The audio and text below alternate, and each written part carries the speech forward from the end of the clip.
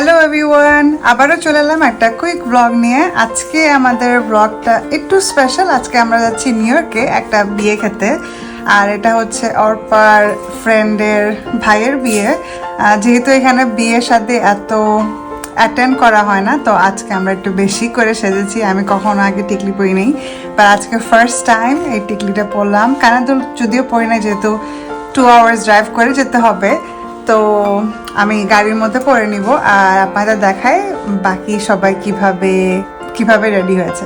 তো এই হচ্ছে আমাদের লিটল প্রিন্সেস। মাশাআল্লাহ, অনেক সুন্দর লাগতেছে। Thank you. ওর ড্রেসটা অনেক নাইস। এক্সাইটেড ওরপা, ও তো এক্সাইটেড নিউ ইয়র্কে যাওয়ার জন্য, আর ওর ফ্রেন্ডের সাথে সবার সাথে দেখা হবে। সো আমাদের একটা ভালো টাইম স্পেন্ড হবে। আর এটা হচ্ছে আমাদের কুইন। আসসালামু আলাইকুম। অনেকদিন পরে যাচ্ছি, সবার সাথে দেখা হবে, ছোট ছোট বোনগুলির সাথে দেখা হবে।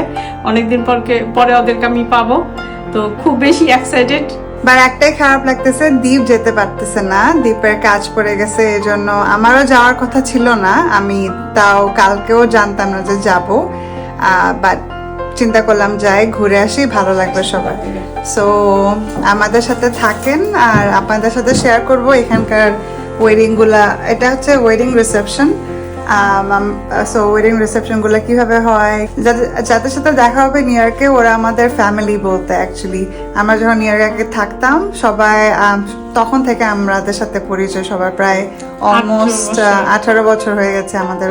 ভালোই লাগবে অনেক, আপনাদের সাথে শেয়ার করব কিভাবে আমরা এনজয় করি। So stay tuned.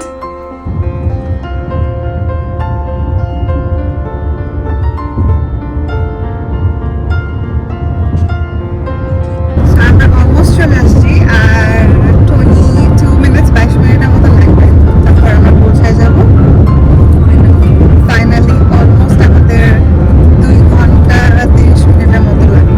আজকে যদিও ট্রাফিক থাকার কথা ছিল না, বাট ট্রাফিক তাও একটু ছিল, বা এত না। টোটাল আর কি 2 আওয়ার 30 মিনিটস। অনেক ক্ষুধা লাগছে। সেটা আমরা মাত্র নামলাম, এই তো অর্পা, আম্মু।